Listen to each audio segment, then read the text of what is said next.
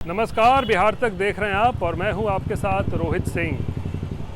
रमज़ान का पाक महीना चल रहा है, लेकिन रमज़ान के इस पाक महीने में सियासत भी जो है वो जमकर हो रही है। ख़ासकर इफ्तार को लेकर जो दावतें दी जा रही हैं राजनीतिक दलों के द्वारा, राजनीतिक पार्टियों के द्वारा, राजनीतिक नेताओं के द्वारा, उसको लेकर ज़बरदस्त सियासत हो रही है। और ख़ासकर मुस्लिम धर्मगुरुओं ने 7 जो मुस्लिम मौलाना उलेमा जो हैं, जमीयत उलेमाए हिंद और इमारत शरिया जैसे मुस्लिम जो संगठन हैं, धर्मगुरु हैं, इन्होंने जो आह्वान किया था बहिष्कार करने का, नीतीश कुमार मुख्यमंत्री बिहार, उनके द्वारा दी गई इफ्तार का बहिष्कार। और आज केंद्रीय मंत्री और लोक जनशक्ति पार्टी रामविलास के राष्ट्रीय अध्यक्ष चिराग पासवान की इफ्तार पार्टी का बहिष्कार। तो ये बहिष्कार पॉलिटिक्स जो चल रहा है, इसको लेकर भी जो है सियासत हो रही है बिहार में कि आखिर अचानक से क्या हुआ है कि मुसलमान समाज जो है, मुसलमान मतदाता जो हैं या मुस्लिम लोग जो हैं, वो क्या नीतीश कुमार से और चिराग पासवान से इतने खफा क्यों हैं। तो वक्फ में जो संशोधन जो बिल लाया गया है, उसमें जिस तरीके से नीतीश कुमार की जेडीयू और चिराग पासवान की एलजेपीआर सरकार के साथ खड़ी नज़र आ रही है, उसको लेकर मुस्लिम समाज में कुछ नाराज़गी है और इसीलिए उन लोगों ने बहिष्कार का आह्वान किया कि नीतीश कुमार के इफ्तार पार्टी में नहीं जाएंगे और आज चिराग पासवान की इफ्तार पार्टी से भी दूरी बनाए रखी। हालांकि इन दोनों इफ्तार पार्टियों में जो है मुस्लिम समाज से लोग जुटे तो, लेकिन हाँ, कुछ असर ज़रूर देखने को मिला। जो बहिष्कार का आह्वान किया था मुस्लिम संगठनों ने, उलेमा और मौलानाओं ने, उसका असर ज़रूर देखने को मिला। कम संख्या में कुछ लोग जो हैं वो चिराग के आज इफ्तार में और कल हमने देखा था नीतीश कुमार के इफ्तार में पहुंचे थे। इसको लेकर चिराग पासवान ने अपना दुख जताया है। बिहार तक से एक्सक्लूसिव बातचीत करते हुए चिराग पासवान ने कहा कि क्या मुस्लिम समाज भूल गया कि 2005 में जब उनके पिता रामविलास पासवान किस तरीके से अड़ गए थे कि मुस्लिम को ही मुख्यमंत्री बनाओ, यानी एक मुसलमान को चाहते थे उस समय मुख्यमंत्री बनाना, लेकिन ऐसा नहीं हो पाया। तो उस वक्त किस तरीके के हालात पैदा हुए थे, यानी दिखाने की कोशिश कर रहे थे कि किस तरीके से रामविलास पासवान मुसलमान समाज के हितैषी रहे थे। उसके बावजूद भी आज चिराग पासवान मायूस हैं क्योंकि उन्हें लगता है कि मुसलमानों के लिए उनके पिता ने जो काम किया, मुस्लिम सीएम चाहते थे 2005 के जो चुनाव हुआ था फरवरी में, उसके बाद वैसा नहीं हो पाया, सरकार नहीं बन पाई थी, तो फिर दोबारा चुनाव हुए थे अक्टूबर नवंबर में। तो इन सब चीज़ों को लेकर चिराग पासवान थोड़े मायूस थे। कहा कि इतना कुछ काम किया मेरे पिता ने, लेकिन इसके बावजूद बताइए अब ये हालत है कि बहिष्कार किया जा रहा है।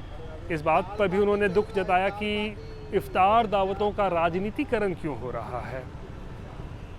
तो ये सब तमाम चीज़ें जो हैं हो रही हैं। लेकिन आज जो चिराग पासवान की इफ्तार पार्टी हुई थी, बहरहाल उसमें मुख्यमंत्री नीतीश कुमार पहुंचे थे शिरकत करने के लिए। बीजेपी से डिप्टी सीएम सम्राट चौधरी आए थे, प्रेम कुमार बीजेपी से थे, मंगल पांडे थे, जेडीयू से नीतीश के साथ साथ विजय चौधरी, अशोक चौधरी, ये तो तमाम नेता जो थे वो पहुँचे थे। जीतन राम मांझी की पार्टी से उनके बेटे और मंत्री संतोष सुमन पहुँचे थे।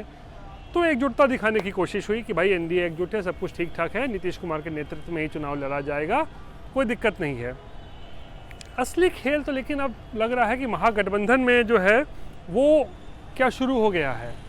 देखिए, सवाल इसलिए क्योंकि आज आरजेडी सुप्रीमो लालू प्रसाद की तरफ से भी जो है इफ्तार पार्टी दी गई थी और ये इफ्तार पार्टी के वरिष्ठ नेता और एमएलसी अब्दुल बारी सिद्दीकी के घर पे दी गई थी।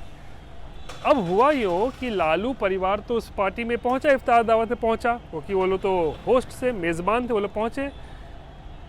लेकिन इस इफ्तार पार्टी में, लालू की इफ्तार पार्टी में कांग्रेस के बड़े नेता नदारद रहे। अब चेहरे के नाम पर जो विधायक हैं कांग्रेस की, एक प्रतिमा दास, वो सिर्फ दिखी लालू के इफ्तार पार्टी में, लेकिन कांग्रेस के तमाम बड़े चेहरे, इतने सारे विधायक, प्रदेश अध्यक्ष, सब जो ये सब हैं, बड़े बड़े नाम हैं, कोई मौजूद नहीं रहा, कोई नहीं दिखा लालू की इस इफ्तार पार्टी में। क्या वजह है?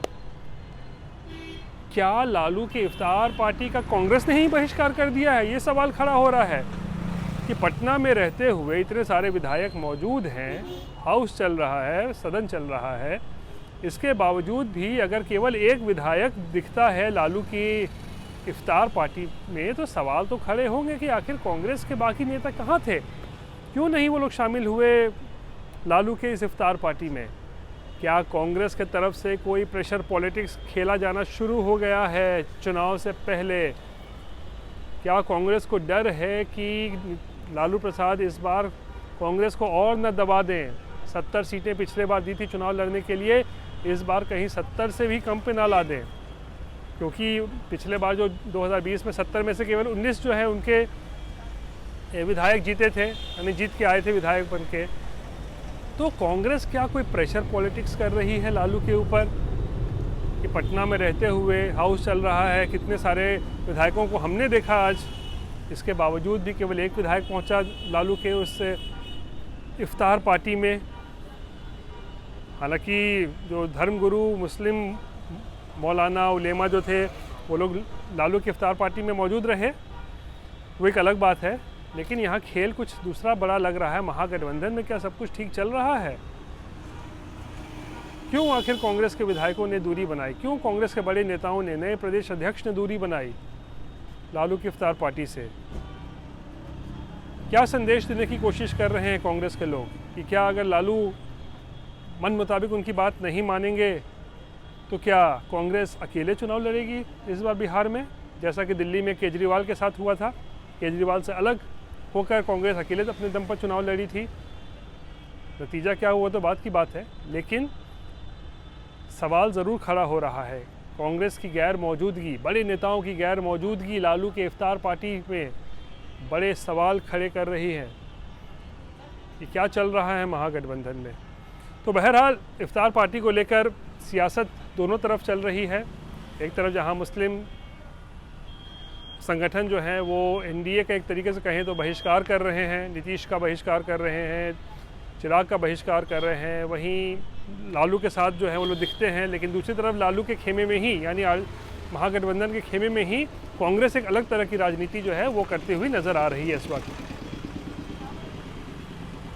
बहरहाल ये थी बिहार से जुड़ी हुई आज की बड़ी खबर। बाकी की तमाम खबरों के लिए आप देखते रहिए बिहार तक, और मुझे आज के लिए दीजिए इजाज़त। नमस्कार।